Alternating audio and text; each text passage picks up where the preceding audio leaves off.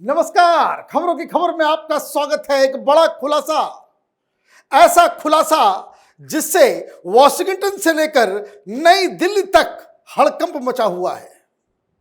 एक रिपोर्ट आई है जिसमें इस बात को कंफर्म किया गया कि अमेरिका में कुछ लोगों ने, खास करके जो बाइडेन सरकार के कुछ लोग, अमेरिकन डीप स्टेट के कुछ लोग और हिंदुस्तान में कुछ पॉलिटिकल पार्टीज और एनजीओज के जरिए प्रधानमंत्री मोदी की सरकार को बर्खास्त करने के लिए मुहिम चलाने की कोशिश की, उसके लिए पैसे आए। और ये सारे खुलासे इसलिए हो पा रहे हैं कि डोनाल्ड ट्रंप ने ये कसम खाई है कि जिस तरीके से अमेरिकन टैक्स पेयर का पैसा अनाप शनाप कुछ लोग अपने हित, अपने स्वार्थ को साधने के लिए डेमोक्रेटिकली इलेक्टेड सरकारों को गिरा रहे थे, उस पूरे रैकेट का पर्दाफाश करना जरूरी है।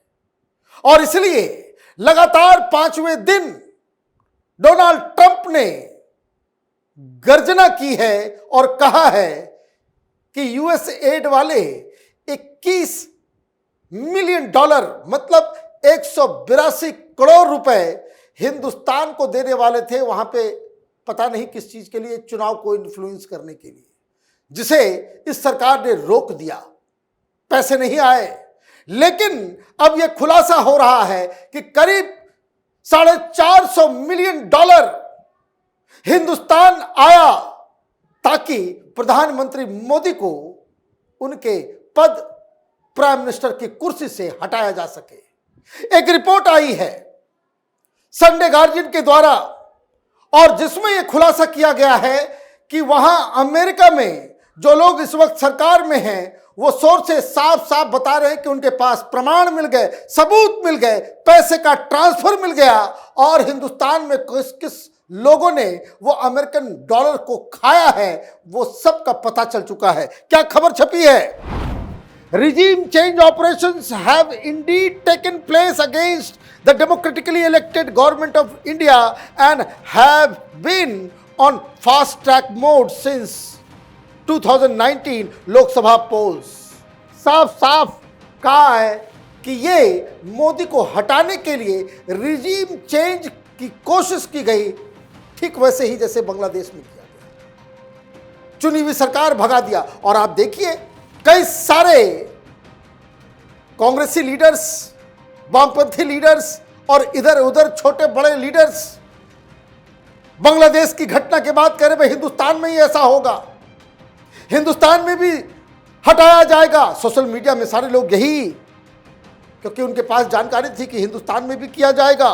The fund for the purpose of engineering regime change were camouflage through innocuous titles such as promotion of democracy and strengthening grassroots democracy।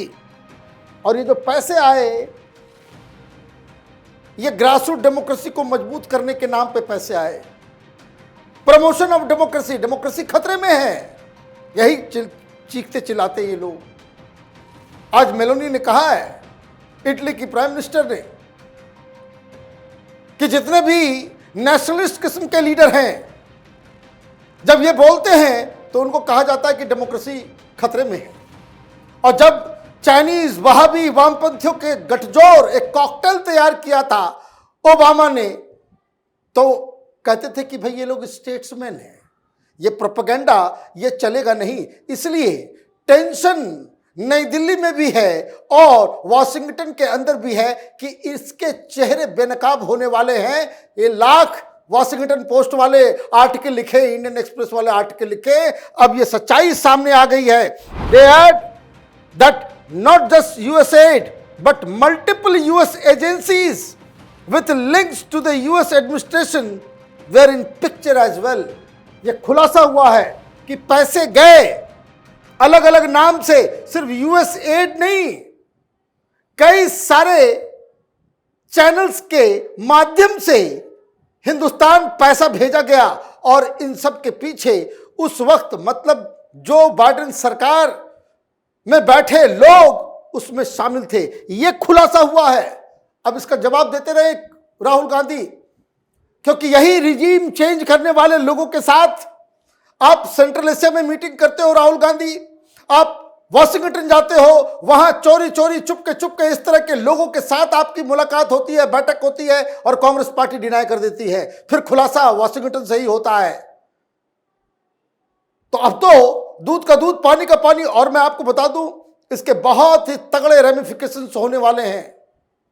Donald Trump लगातार 5वें दिन ये हिंदुस्तान के इलेक्शन को इन्फ्लुएंस करने की बात कर रहे हैं। आगे रिपोर्ट में क्या लिखा गया? Now the factual contours of such efforts are becoming clearer as a consequence of revolution from Washington. बोले दिन के उजाले की तरह साफ होता चला जा रहा है धीरे धीरे कि कैसे हिंदुस्तान में ये जो बाइडेन, ये तथाकथित लिबरल, ये वहाबी चाइनीज लॉबी, ये वामपंथियों का जो गिरोह है वो हिंदुस्तान में मोदी को तो चुनाव से नहीं हरा सकते, तो यहां पे एक कू करके, एक अलग तमाशा करके आप सरकार बदलने की कोशिश कर रहे थे। इसी संदर्भ में मैं बोलूंगा तो बहुत लोगों को बुरा लग जाएगा। ये किसान आंदोलन क्या था? ये क्या तमाशा चल रहा है? अभी भी तो किसान आंदोलन हो रहा है, क्यों नहीं बड़ा हो रहा है? पैसे आने बंद हो गए? लाल किले पे क्या आइडिया था इनका? पार्लियामेंट को घेरना है, राष्ट्रपति भवन को घेरना है। ये किसान आंदोलन वाले, ये सब इनके चेहरे बेनकाब होंगे।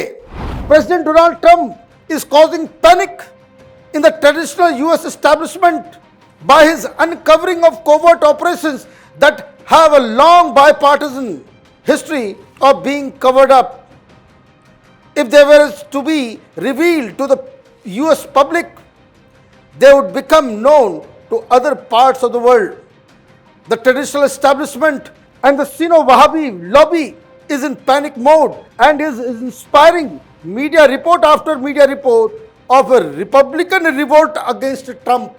देखिए, वहां के सूत्र बता रहे हैं कि सारी चीजें दुनिया के सामने अभी आएंगी, क्योंकि ये दायित्व है, इसी के आधार पे डोनाल्ड ट्रंप वहां चुनाव जीते हैं और अमेरिका में मालूम चलेगा तो पूरी दुनिया को मालूम चलेगा। और इसलिए अब ये वॉशिंगटन पोस्ट वाले, न्यूयॉर्क टाइम्स वाले, ये दलाल किस्म के पत्रकार सिर्फ हिंदुस्तान में नहीं है, ये गद्दारों की टोली वहां भी बैठी हुई है। अब वो स्टोरी छाप रहे हैं कि भाई ट्रंप की पार्टी में, रिपब्लिकन पार्टी के अंदर विद्रोह हो रहा है। जैसे कैसे कहते हैं भाई, योगी और मोदी में झगड़ा हो गया, अमित शाह योगी में झगड़ा हो गया, रिवोल्ट हो रहा है, वहां सरकार गिरेगी, ये होगा वो होगा। तो अभी आप अमेरिकन मीडिया को देखिएगा तो वहां लगातार ये सारी चीजें हो रही है। और आप देखिए कि कैश पटेल जो FBI के चीफ बने हैं, जब उनकी वोटिंग हुई तो कोई एक भी रिपब्लिकन सांसद, वहां कोई इस तरह का कानून नहीं है कि आप इधर उधर वोट नहीं कर सकते, लेकिन इसके बावजूद एक भी रिपब्लिकन ने कैश पटेल के खिलाफ वोट नहीं किया। तो ये सारी चीजें प्रोपेगेंडा हिंदुस्तान में भी करते हैं, ये प्रोपेगेंडा वहां। ये वामपंथियों का चरित्र, मैं बार बार कहता हूं, ये वामपंथ जो है वो एक गंदा सा वायरस है। ये वायरस जहां मौजूद होगा गंदगी फैलाएगा। तो वहां दो तीन चीजें आप समझ लीजिए क्लियर हो रही हैं।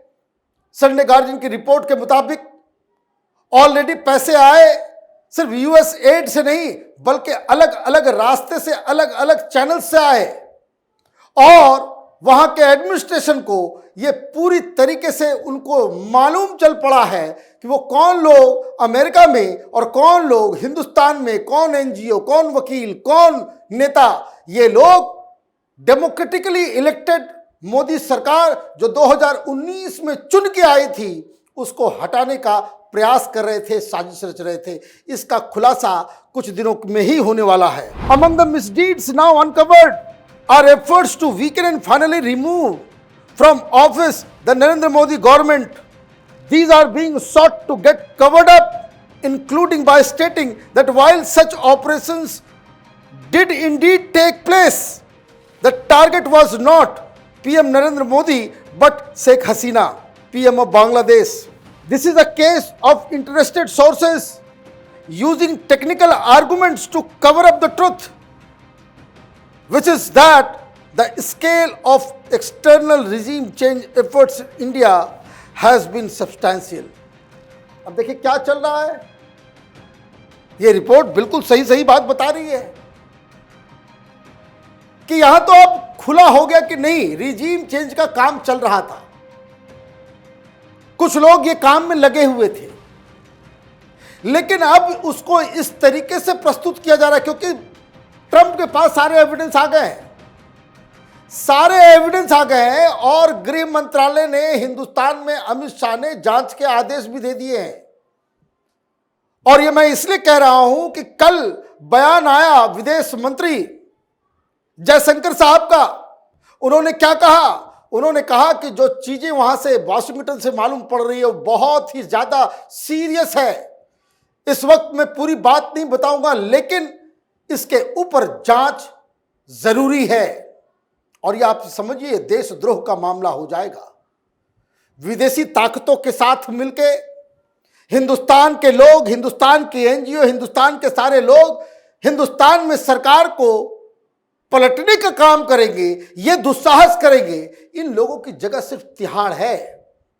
ये देश हमेशा परेशान हुआ है, हारा है, गुलाम हम हुए हैं, विदेशी आक्रांताओं की वजह से नहीं, देश में बैठे मीर जाफरों की वजह से, जयचंदों की वजह से। तो उखाड़ फेंकने की आवश्यकता है इस तरह के जयचंदों को, क्योंकि अब तो ये क्लियर हो गया। और ये भी गार्जियन की रिपोर्ट बता रही है कि इन लोगों ने अब सरेंडर कर दिया, इनको समझ में आ गया तो पकड़े गए। लेकिन अब ये ट्विस्ट कर रहे हैं कि देखिए रिजीम चेंज का काम तो कर रहे थे हम लोग, लेकिन ये मोदी को हटाने के लिए नहीं, शेख हसीना को हटाने के लिए। अब बात समझिए, मोदी को हटाने का रेमिफिकेशन दूसरा हो जाएगा, बवाल मच जाएगा पूरी दुनिया के अंदर। मोदी छोड़ने वाले नहीं है क्योंकि वो पावर में है। अभी ये लोग घुमा रहे हैं। देखिए दलाली किया इंडियन एक्सप्रेस ने खबर छाप दी, किसके किसके बहाने, कोई सोर्स, किसी ढाका के किसी आदमी के सोर्स के आधार पे, किसी के आधार पे आपने कह दिया। यही कहानी कि पैसे आए लेकिन ये बांग्लादेश के लिए थे, हिंदुस्तान के लिए नहीं था।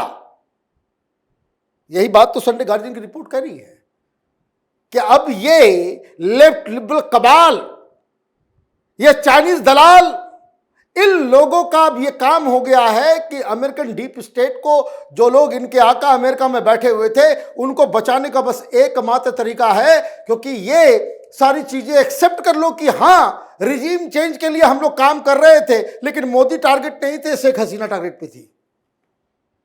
तो ये कहानी है। और इसीलिए बार बार डोनाल्ड ट्रंप लगातार 5वें दिन वो इस बात को एम्फसाइज कर रहे हैं कि हिंदुस्तान के लिए पैसे अलग और बांग्लादेश के लिए पैसे अलग। हिंदुस्तान के लिए $21 मिलियन और बांग्लादेश में $29 मिलियन, ये दोनों अलग हेड्स हैं। मतलब लाख चतुराई आप कर लो, प्रेसिडेंट या प्रधानमंत्री किसी भी देश के अगर डॉक्यूमेंट से कोई बात पढ़ रहा है, इसका मतलब उसके पास पुख्ते सबूत हैं। कोई इलेक्शन भाषण नहीं दे रहे हैं डोनाल्ड ट्रंप, वो सच्चाई बता रहे हैं। और इसलिए अभी गाज गिरने वाला है। हिंदुस्तान में कुछ जयचंद छिपे हुए हैं, कुछ बड़े लीडर बने हुए हैं, उन लोगों को पकड़ना अब इस सरकार की पहला दायित्व है, ये कर्तव्य है, परम कर्तव्य है। ये देश जयचंदों को, मीर जाफरों को बर्दाश्त नहीं कर सकता। आप देखते रहिए कैपिटल टीवी। हमारे वीडियोस को लाइक कीजिए, शेयर कीजिए और हमारे चैनल को सब्सक्राइब कीजिए। धन्यवाद।